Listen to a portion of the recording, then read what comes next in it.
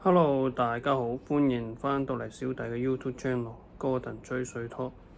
呢條片呢，算叫做總結下巴西今屆世界盃嘅小組賽啦，3場波啦嚇。總體而言，睇埋今日呢場，即係佢小組賽第3場呢，我感覺係即係同我第一場嘅希望原來都真係做到嘅，即係安察洛提就係越踢越好啦嚇。即係個控制力，成場波嘅局面啊，個掌控度啊，係越嚟越好嘅。第一場即係啱啱嚟到呢個世界盃嘅賽場，第一場對住好強嘅摩洛哥，上半場真係好明顯，中場輸晒，帕基達、卡斯米魯失誤連連，結果就俾人係咁反搶。係咁反搶就快攻，基本上上半場係風聲鶴唳嘅巴西，但就好在淨係失到一球，然之後就靠雲尼素斯嘅算叫做個人能力追翻，好快速咁樣20幾分鐘輸咗球波之後，就30分鐘左右就追翻和，咁就算叫做即係博到個和局。下半場安察洛提換咗人調整咗之後，就穩定翻個局面，算叫做即係。第一場先真係好彩咁攞翻1分，第二場對海地，佢就算安察洛提就開始即係有人員調整啦。正中鋒由第一場嘅泰亞高咧就換咗古亞，然之後咧佢即係開始做翻有少少佢教皇馬嗰陣時嗰種風格，就係逼搶前場逼搶逼你逼甩咗就即係無論喺前場逼甩又好，或者喺中場未去到自己後防啦，去到中場腹地附近就逼甩你嘅話，就即刻打快攻。呢場波就好明顯就用咗古亞踢正選咧，就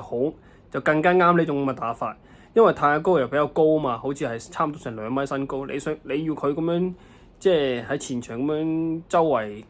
前後 cover 前後走動咁樣嚟做一個咁嘅叫做反搶，然之後再進攻嘅話咧。對於佢嚟講，佢身材比較高大，就跑起身可能比較吃力，咁就難啲。古亞就唔同，古亞就算叫矮，就比佢矮細啲，但係都算叫做即係佢咁多年嘅風格好，或者啱啱過去一季喺曼聯下半季都好啦。佢嘅風格比較硬淨，咁就算佢即係身材比較矮，但係佢個往返能力比較強 ，work rate 比較高，咁嘅情況之下就啱打呢種咁嘅即係安察洛提以前帶皇馬呢種風格，咁就即係。拉芬拿唔使講啦嚇，當然拉芬拿喺上一場波就咁樣30分鐘就傷出咗，然之後就其實個風格差唔多嘅，都係佢帶皇馬嘅時候風格。安察洛蒂就前場逼搶，然之後就快速打翻轉頭，打反擊又好，前面2個人咁就搞掂。基本上其實上一場對海地就咁打法，而中場線方面上一場見到對海地嘅時候，上一場中場線開始穩定翻啦，冇咁多失誤，即係卡斯米魯又好，帕基達又好，亦都叫做表現叫進步咗，冇咁多失誤啦，開始正常翻啦，咁就運轉翻嘅話咧，上一場就比較好嘅，上半場打殘對手，然之後下半場可能有啲收姜或者之類，咁就下半場嘅控制力就差翻啲，咁就海地有3番4次威脅到艾利臣要救駕啦嚇，起碼我記得都3次啦，所以就慢慢進步當中。去到今日呢一場啦，對住蘇格蘭就真正可以控到場啦。成場波我冇記錯，印象中蘇格蘭好似中籠嘅得一腳定2腳。我最有印象嘅就係佢哋喺左路下半場換出嚟先喎，仲有下半場換出嚟係迪爾尼咁同隊友一個 1-2，然之後接近底線傳中刮出嚟，俾麥湯頂正頂中籠，高跳起即係。跳贏咗巴西啲守衞，咁就頂中籠，即係不過頂得比較正。艾利臣就穩陣就咁接實。我印象中好似得一次就艾利臣要撲救，要點救嘅，好似得呢次。比上一場對海地就少好多，印象中少好多危險。所以正常嚟講，即係所以呢場波就可以睇得出真係控制力係越嚟越強，越嚟越好嘅。咁即係進攻方面咧，亦都因為上場咗古亞做正選，即係今場繼續用古亞咧。而今場阿拉芬拿又傷咗咧，佢右邊就用咗拉耶。咁呢個新仔咧，就可能個 work rate 就更加比阿拉芬納好啦。咁就逼，所以第一球就靠佢，即係好似咁樣就第一球就係蘇格蘭想後場組織，但結果就個中堅自己猶豫之下，俾阿拉耶逼甩咗，唔算叫逼甩咗啦，算叫做擋到個傳球路線，擋到去阿雲尼素斯面前，雲尼素斯咁就輕鬆咁吸過龍門，就射空門1-0。然之後第二球係另外呢個係7分鐘嘅入球，然之後到22分鐘嘅時候，其實都係一個前場逼搶嚟嘅，所以我就話好似以前安察洛蒂帶皇馬嘅風格。前場雲尼素斯逼攝個腳位攝落去，冇踢到對方，就對方想踢個波嘅時候攝落個腳位度，個對方踢中佢腳踭，然之後撲咗喺地下。咁雲尼素斯就算叫做立到個波就單刀入咗2-0。我踢波嚟講，我睇波咁耐咧，我唔覺得呢啲叫做算犯規嘅，即係攝咗你腳位咁。雖然話篤唔到波，但係都冇叫做掂到你個人啦。咁但係而家 VAR 睇到或者球證睇到嘅覺得犯規，咁呢啲算叫做 OK。成場波你睇呢啲算叫做小爭議啦嚇。咁就最後邊呢22分鐘呢球波唔計 OK， 就再嚟過咯。咁後邊亦都係一個前場反搶，我睇唔清楚邊個啦，就貪盡個人篤到，即係阻止到蘇格蘭嘅傳球路線，個波嘅傳球路線篤到落去俾阿古馬雷斯就直接傳中，個波就好靚咁過咗龍門嘅手頂，過咗後衞個頭頂，就跌到落去雲尼素斯頭頂，就輕鬆跳起頂入2-0。咁上半場就靠雲尼素斯梅開二度就2-0。下半場呢個控場力亦都係繼續維持。咁就第3球波都係算叫做有少少係前場反搶㗎啦，搶到個波就卡斯米路直接派落去，直接一個直線塞俾即係叫做後上嘅古馬雷斯算叫做跌咗對方嘅守衞，然之後就入到禁區面對單對面對個守衞，然之後就唔射，算叫撥還少少俾後上古亞，就射半空門咁樣啦，因為個守衞又失咗位，個龍門亦都算失咗位，算半空門咁射到3-0。咁今場波真係睇到即係正如頭先話齋，控制力係越嚟越好嘅。越嚟越好情況之下，真係做到我之前所講嘅寄望，就係安察洛提真係帶隊波係慢起步，但係咧就越嚟越好，個狀態越嚟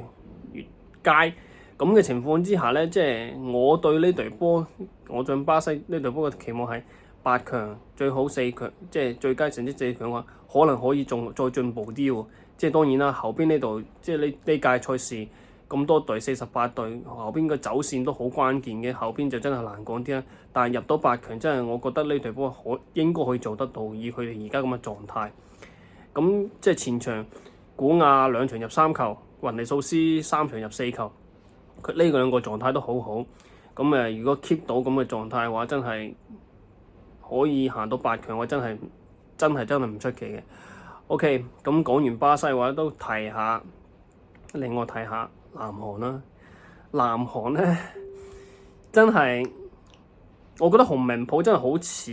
有啲似簡拿華路，真係好似真係冇乜料到咁噃。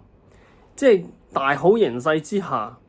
即係南韓大好形勢之下，今場波對住南非，其實唔需要贏嘅，打和其實都可以小組第2嘅。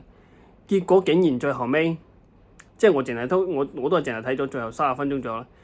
我睇嘅時候，啱睇嘅時候0-0，話啱睇冇耐，南非即刻一個反擊打過嚟就輸1-0，就南韓就輸1-0。然之後後邊好似完全無計可施咁樣，洪明普真係好似簡拿華路，真係冇乜料嘅，真係。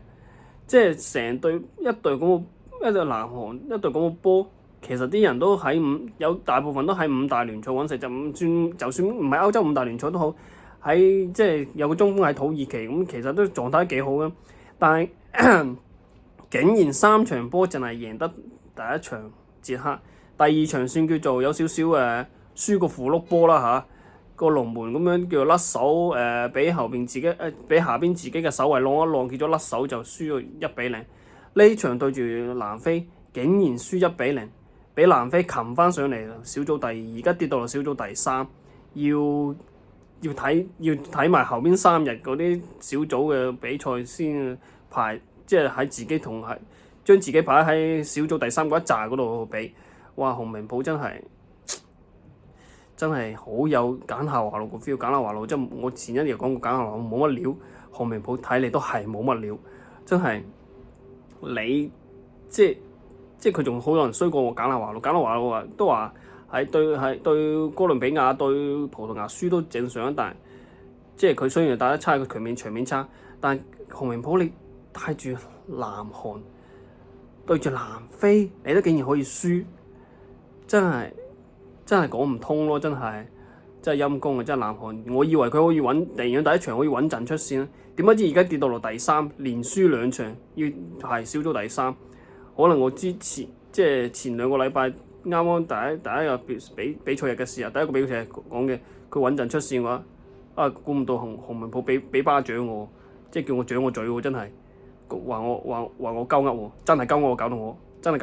啦，真係洪明普咧真係好嘢，真係。OK， 今日呢條片就講到呢度。如果